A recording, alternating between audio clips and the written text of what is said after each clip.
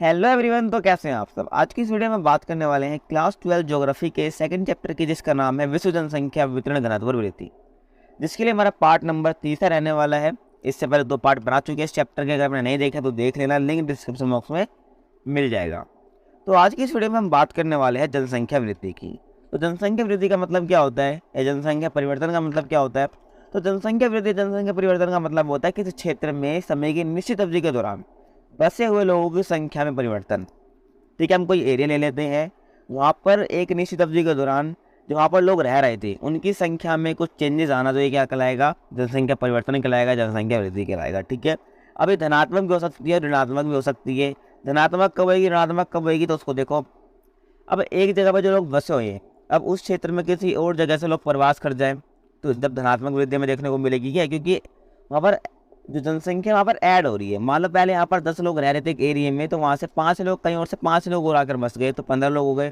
तो जो जनसंख्या वृद्धि कैसी होगी, वो धनात्मक होगी। ठीक है, और वही ऋणात्मक कब होगी, अब मान लो वहाँ पे 10 लोग रह रहे हैं, 10 में से 5 कहीं और रहने, कहीं और चले जाए, वहाँ से प्रवास कर जाए तो 5 कम हो गए, तो ये क्या होता है कि ऋणात्मक वृद्धि कहलाएगी। और दूसरा कारण भी हो सकता है, मान लो कि उस जगह की मृत्यु दर ज़्यादा है तो, और जन्म दर कम है, तब भी ऋणात्मक वृद्धि हमें देखने को मिलेगी जनसंख्या की। और वहीं जन्म दर ज़्यादा है, ठीक है, और मृत्यु दर कम है, तो क्या होगा, जनसंख्या वृद्धि हमें धनात्मक देखने को मिलेगी। समझिए यहाँ तक। तो ये क्या था, जनसंख्या वृद्धि का कंसेप्ट है, धनात्मक भी हो सकती है और ऋणात्मक भी हो सकती है। समझिए यहाँ तक। और जब हम जनसंख्या वृद्धि को प्रतिशत या परसेंटेज में व्यक्त करते हैं तो उसको हम क्या कहते हैं, जनसंख्या वृद्धि की दर।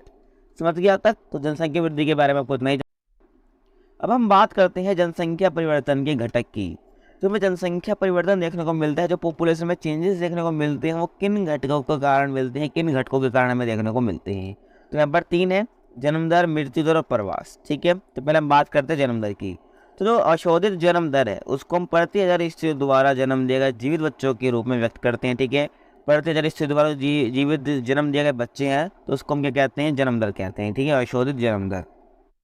तो इसका एक फॉर्मूला है, तो आप इसको निकाल सकते हो। कैसे निकालोगे, किसी वर्ष विशेष में जीवित जन्म और बटे में किसी क्षेत्र विशेष में वर्ष के मध्य जनसंख्या कितनी थी। ठीक है, और गुणा कर देना है किससे, 1000 से। तो क्या निकल जाएगी, आपकी अशोधित जन्म दर निकल जाएगा। ठीक है, दोबारा सुन लो।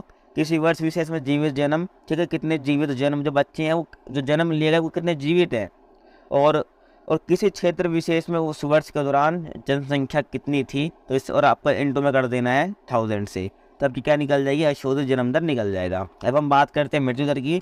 तो अशोधित मृत्यु दर को किसी क्षेत्र विशेष में किसी वर्ष के दौरान प्रति 1000 जनसंख्या के पीछे मृतकों की संख्या के रूप में व्यक्त किया जाता है। ठीक है, तो इसमें मैंने आपको क्या बताया कि हम कोई पर्टिकुलर एरिया ले लेते हैं, उसमें जो किसी वर्ष के दौरान, ठीक है, पर्टिकुलर एरिया में किसी वर्ष के दौरान जो प्रति 1000 जनसंख्या है उसके पीछे कितने लोग मरे हैं। ठीक है, प्रति 1000 जनसंख्या के पीछे एक मृतकों की संख्या के रूप में व्यक्त किया जाता है इसको, मृत्यु दर को। ठीक है, 1000 लोगों में मरने वालों की संख्या।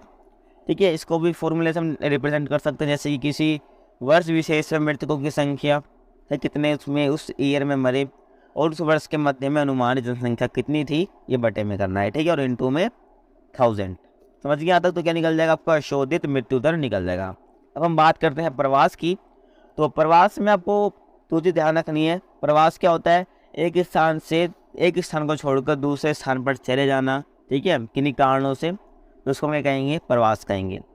तो एक उद्गम स्थान होता है, गंतव्य स्थान होता है। ठीक है, उद्गम स्थान वह स्थान जहाँ से लोग गमन करते हैं। ठीक है, मान लो आप अपने एरिए से, मान लो आप कहीं ABC जगह पर रहते हो, आप ABC से XYZ जगह पर चले गए, तो ABC क्या है, आपका उद्गम स्थान है। ठीक है ना, समझ गए यहाँ तक।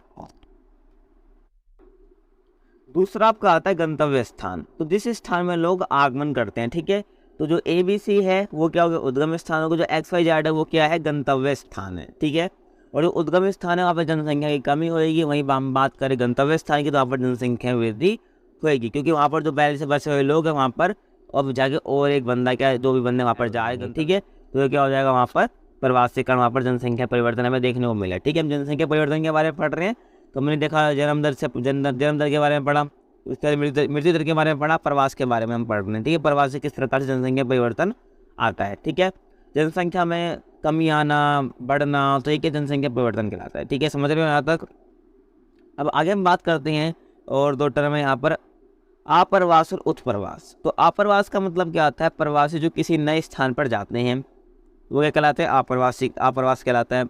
और उत्प्रवास का मतलब क्या होता है, प्रवासी जो एक स्थान से बाहर चले जाते हैं। ठीक है, तो ये क्या हो जाएगा, उत्प्रवास हो जाएगा। तो अब आप यहाँ पर मुझे ये बताओ कि एक व्यक्ति आप्रवासी और उत्प्रवासी दोनों हो सकता है, सोच कर बताऊँ। तो हो सकता है, कैसे? देखो मैं कह रहा हूँ यहाँ पर क्या बताया मैंने आपको, अप्रवास में जो प्रवासी किसी नए स्थान पर जाता है, और उत्प्रवास में मैंने कब क्या बताया, प्रवासी जो एक स्थान से बाहर चले जाते हैं। अब प्रवासी जो एक नए स्थान पर जा रहा है, ठीक है, मैं वही आपको एग्जांपल दे रहा हूँ, ABC एक जगह है, ठीक है। अब वहाँ से क्या हो रहा है, एक व्यक्ति वहाँ से किसी नए स्थान पर जा रहा है, ठीक है। और वही मैंने उत्प्रवास में क्या बताया, प्रवासी जो एक स्थान से बाहर चले जा रहा है। तो क्या दोनों ही के ABC से बाहर जा रहे हैं। ABC में क्या हो जाएगा, ABC में पहले मैंने आपको बताया कि वो किसी नए स्थान पर जा रहा है, ठीक है, तो ये आप प्रवासी कैटेगरी में आ गया। और वहीं प्रवासी जो एक स्थान से बाहर चले जा रहा है, तो क्या ABC से जो ABC जगह है वहाँ से वो बाहर निकल जा रहा है। तो दोनों ही कंडीशन में क्या है, एक व्यक्ति अप्रवासी और उत्प्रवासी दोनों कहलाता है। ठीक है, समझ के यहाँ तक? अगर कोई डाउट हो तो मेरे से यहाँ पर कमेंट सेक्शन में पूछ सकते हो। अब आगे हम बात करते हैं जो लोग हैं वो प्रवास क्यों करते हैं। तो लोग बेहतर आर्थिक और सामाजिक जीवन के लिए प्रवास करते हैं कि उनको जीवन है वो बेहतर हो जाए, ठीक है, उनको बेहतर अच्छी सुविधाएं मिले, ठीक है। तो इसलिए ये लोग करते हैं, प्रवास करते हैं, एक जगह से दूसरी जगह पर जाकर बस जाते हैं। यहाँ पर दो कारक यहाँ पर प्रवास के लिए काम करते हैं, एक प्रतिकर्ष कारक और दूसरा अपकर्ष कारक। तो प्रतिकर्ष कारक कौन से होते हैं, बेरोजगारी, रहन सहन की निम्न दशाएँ, प्रतिकूल जलवायु, प्राकृतिक विपदाएं, महामारियाँ, सामाजिक आर्थिक पिछड़ापन। इसे कारण क्या करते हैं, उद्गम स्थान को कम आकर्षित बनाते हैं जहाँ से लोग क्या प्रवास कर जाते हैं। ठीक है, उद्गम स्थान से जहाँ पर ऐसी क्या हमें समस्या देखने को मिलती है, बेरोजगारी, रहन सहन की निम्न दशाएं, प्रतिकूल जलवायु, इस प्रकार की। और अपकर्ष कारक क्या होते हैं, काम के बेहतर अवसर, रहन सहन की अच्छी दशाएं, शांति, स्थायित्व, जीवन व संपत्ति की सुरक्षा, अनुकूल जलवायु। ठीक है, अनुकूल जलवायु मतलब होता है जहाँ पे जो लोग हैं वो रह सकते हैं, ठीक है, ऐसी जलवायु।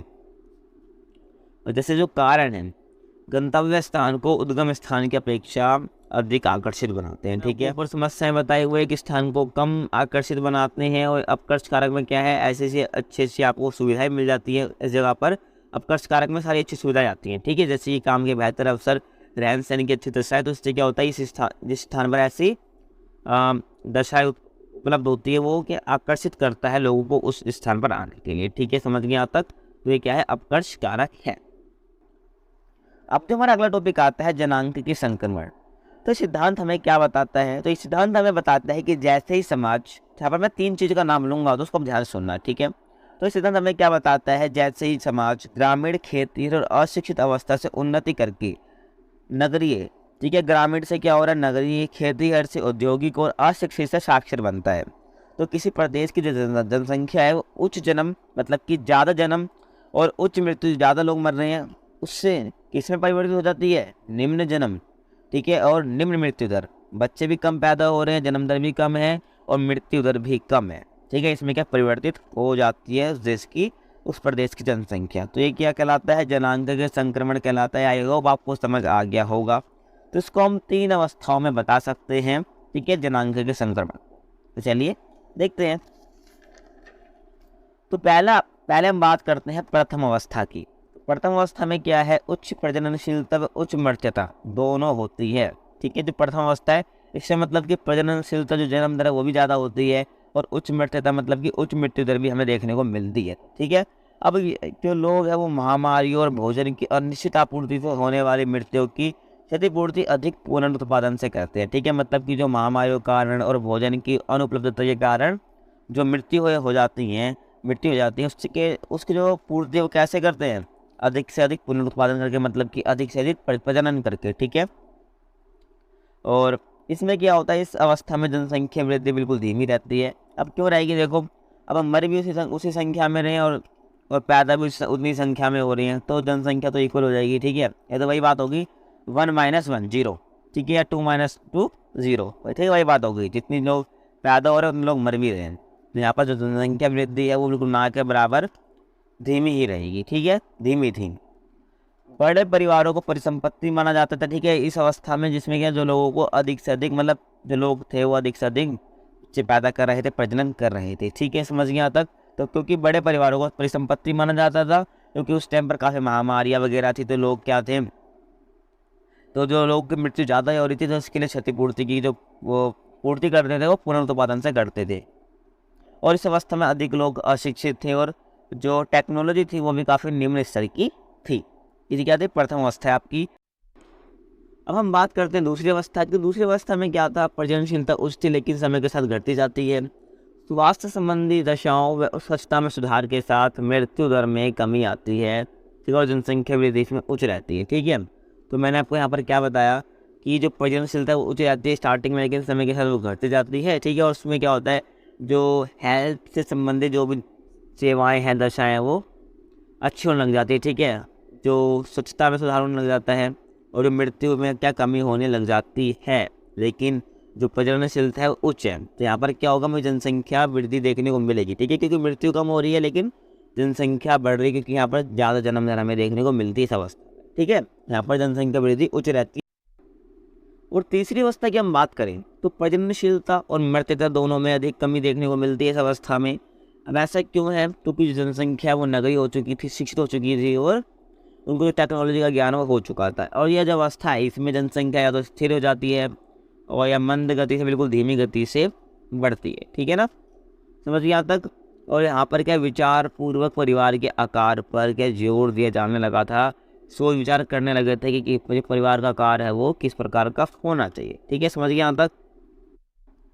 अब आगे हम बात करते हैं जनसंख्या नियंत्रण के उपाय कि जनसंख्या नियंत्रण किस प्रकार से किया जा सकता है। तो यहाँ पर परिवार नियोजन के जरिए क्या है भाई, जनसंख्या पर नियंत्रण पाया जा सकता है।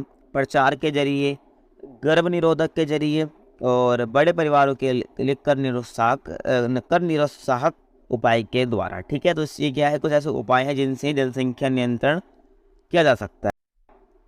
आगे हम बात करते हैं थॉमस माल्थस के सिद्धांत की। तो थॉमस माल्थस ने सिद्धांत 1798 में कहा था कि लोगों की संख्या खाद्य आपूर्ति की अपेक्षा अधिक तेजी से बढ़ेगी। ठीक है, जो खाद्य की आपूर्ति है उससे कई तेजी से यह जनसंख्या बढ़ेगी और जनसंख्या वृद्धि का परिणाम क्या होगा, अकाल होगी, बीमारी होगा। ठीक है, युद्ध द्वारा क्या होगा, उसमें अचानक गिरावट देखने को हमें मिलेगी। समझ गया तक जनसंख्या में। तो ये क्या था, थॉमस माल्थस का सिद्धांत जिन्होंने बताया अपने सिद्धांत के अंदर 1798। समझ गया तक। तो यहाँ पर आपका चैप्टर होता है खत्म। आपको चैप्टर कैसा लगा, पढ़ने में मज़ा आया, बेकार लगा, जो भी आपका रिस्पॉन्स है मुझे आप कमेंट सेक्शन में बता सकते हैं। और कुछ डाउट हो तो वे आप मेरे से कमेंट में पूछ सकते हो, इंस्टाग्राम पर पूछ सकते हो, उसका लिंक आपको डिस्क्रिप्शन बॉक्स में मिल जाएगा। और बाकी आपको नोट्स जो कुछ भी दे दो काम मिल जाएगा, आपको हमारे टेलीग्राम पर मिल जाएंगे और आपको व्हाट्सएप पर भी मिल जाएगा। दोनों का लिंक डिस्क्रिप्शन में दे रखा है। तो कहने का मतलब ये है कि हर वीडियो का डिस्क्रिप्शन चेक कर लिया करो। तो अगर आप चैनल पर पहले बार आए, चैनल को सब्सक्राइब करके रख लीजिए और बेल आइकन को प्रेस कर लीजिए। तो मिलते हैं आपसे अगली वीडियो में, तब तक के लिए कीप वॉचिंग।